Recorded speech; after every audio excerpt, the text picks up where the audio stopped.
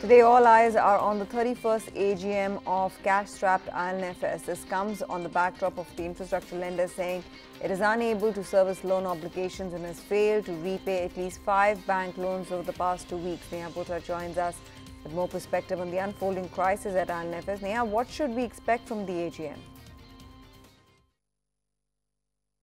All eyes on the 31st AGM of IL&FS.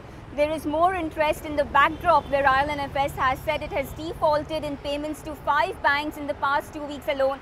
We do know for a fact that the entire matter started a month back with defaults being reported by IL&FS, not just to SIDBI and IDBI Bank, but to other institutions as well.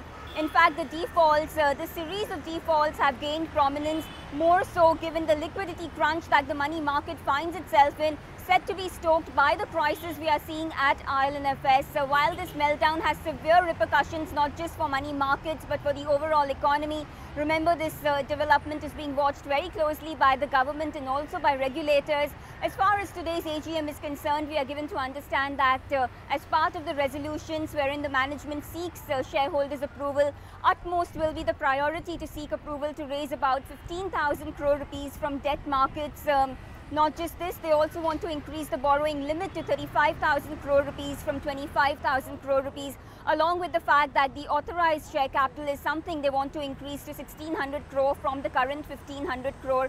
All this is something that will need to be passed by shareholders in the prevailing backdrop where we are seeing a crisis unfold at IL&FS, something that has stoked concerns in money market and made markets jittery and made investors question the basic practice being followed by IL&FS as far as lending to projects is concerned.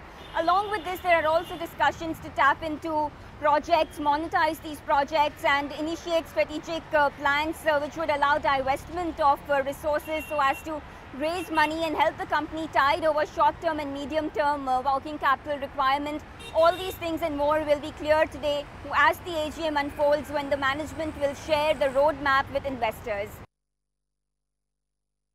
Right, Neha.